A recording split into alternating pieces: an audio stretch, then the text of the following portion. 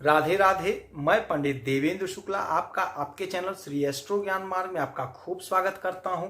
मकर राशि गज केसरी राजयोग, छप्पर फाड़ लाभ, छप्पर फाड़ धन। संपूर्ण जानकारी सरल शब्दों में, सरल भाषा में, सरल उपाय के साथ आपसे निवेदन है, प्रार्थना। आपने लाखों उपाय किया, एक उपाय मैं भी बताता हूं, करेंगे तो हो सकता है लाभ हो। लाभ हुआ तो आपके जीवन की दिशा और दशा बदल जाएगी। हमसे जुड़ जाइए, अपडेट रहेंगे। जुड़ने के लिए हमारे चैनल को सब्सक्राइब कर लीजिए, आपका एक पैसे का खर्च नहीं। छोटा छोटा उपाय बताता हूं, उपाय को करते चलें, हो सकता है लाभ हो जाए। मकर राशि ग्रहों की जो स्थिति है वह आपके पक्ष में है। आपको खूब लाभ होता हुआ दिखाई दे रहा है। आपके दूसरे घर में सूर्य और शनि, यहीं पे सूर्य का नक्षत्र परिवर्तन हुआ। और आपके तीसरे घर में राहु, शुक्र और बुध, आपके पांचवें घर में गुरु और चंद्रमा, यहीं पे गज केसरी राजयोग का निर्माण हुआ। आपके छठवें घर में मंगल, आपके नौवें घर में केतु महाराज बैठे हुए हैं। बड़े सरल शब्दों में, बड़े सरल भाषा में, बड़े सरल ढंग से मैं आपको समझाता हूं, तो ध्यान से समझेंगे तो बात समझ में आएगी। मकर राशि गज केसरी राजयोग आपके पंचम भाव में बन रहा है और गज केसरी राजयोग गुरु और चंद्रमा की युक्ति से बनता है। और चंद्रमा पर जब गुरु की दृष्टि पड़ती है तब गज केसरी राजयोग बनता है। और जब चंद्रमा पर शुक्र और बुध की दृष्टि पड़ती है तब भी यह राजयोग का निर्माण होता है। गज केसरी राजयोग में यदि कोई व्यक्ति, कोई जातक जन्म लेता है तो वह अपार धन संपत्ति का मालिक होता है। उसका वर्चस्व, उसका पराक्रम चरम पर होता है, खूब बढ़ा रहता है। उसके पास धन की कमी नहीं होती है, उसकी नौकरी जल्दी लग जाती है, उसके संतान की उत्पत्ति होती है, उसके संतान की तरक्की होती है। यानी कि समझिए कि 2 पीढ़ी उसका सफल हो जाता है। गज केसरी राजयोग बहुत ही शुभ राजयोग माना जाता है। यदि गोचर में यह स्थिति बन रहा है तो हमारे जीवन पर इसका बहुत बड़ा इंपैक्ट, बहुत बड़ा असर देखने को मिलता है। अब आपके पंचम भाव पे बन रहा है और यहां से इनकी 1 2 3 4 5 6 7 सातवीं दृष्टि आपके एकादश भाव पे। तो एकादश भाव आपका क्या है? डिजायर है, आपका इच्छा है, आपकी अनंत इच्छाएं, आपका सोर्स ऑफ इनकम है। अभी अभी सूर्यदेव अपना नक्षत्र बदले हैं, देवगुरु बृहस्पति के नक्षत्र में आ गए हैं और चंद्रमा भी देवगुरु बृहस्पति के साथ हो गए हैं। तो देवगुरु बृहस्पति आपके जीवन को चमका रहे हैं, चमका रहे हैं। आपकी नौकरी का प्रबल योग बन रहा है, छप्पर फाड़ धन का योग बन रहा है, छप्पर फाड़ तरक्की का योग बन रहा है।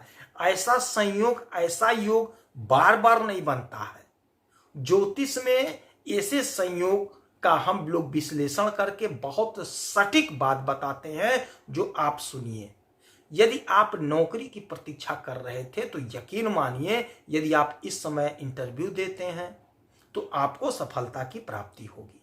यदि आपने कोई परीक्षा दे रखा है, चाहे सरकारी या प्राइवेट, रिजल्ट नहीं आया, यदि रिजल्ट आता है तो आपके फेवर में आएगा, क्योंकि यह राजयोग जो है 2.5 दिन तक ही रहता है।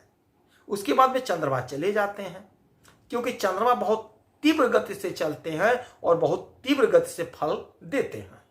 तो आपका बहुत अच्छा काम बनता हुआ दिखाई दे रहा है।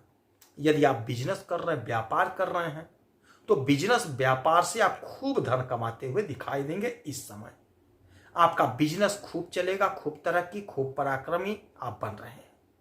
चूंकि 5वें घर में बन रहे हैं तो 5वां घर होता है विद्यार्थियों का, पढ़ाई का, अध्ययन का, प्रेम प्यार का, रोमांस का और कॉम्पिटिटिव एग्जाम का।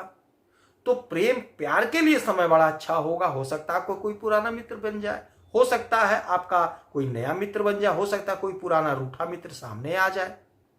जिनकी शादी नहीं हो पा रही थी उनकी शादी का प्रबल प्रबल योग बैठ गया, बन गया। विद्यार्थियों के लिए बहुत अच्छा समय, आपका ज्ञान बढ़ रहा है, आपका मन बड़ा शांत रहेगा। एक बात समझिएगा, जब मन शांत रहता है तो शांत मन, ठंडे मन दिमाग से यदि आप कोई काम करते हैं, कोई निर्णय लेते हैं तो उसका परिणाम बड़ा अच्छा होगा, सकारात्मक परिणाम आपको देखने को मिलेगा। तो यह वह समय होगा जब आपको बहुत अच्छा लाभ मिलेगा। कॉम्पिटिटिव एग्जाम में लाभ मिलेगा। यदि आप कोई परीक्षा दे रहे हैं तो परीक्षा में आपका पेपर बड़ा अच्छा जाएगा, नंबर बड़ा अच्छा मिलेगा।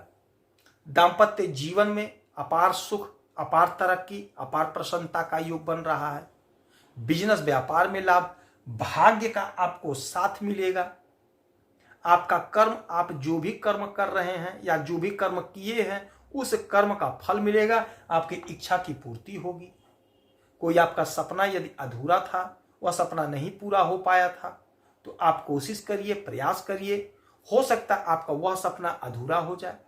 क्योंकि सूर्य बैठे हैं आपके धन के घर में और यहीं पे यह नक्षत्र परिवर्तन किए हैं, तो धन तो आपका बचेगा, तो आएगा तभी तो बचेगा। तो आए तो आपका तय है, आएगा जरूर धन।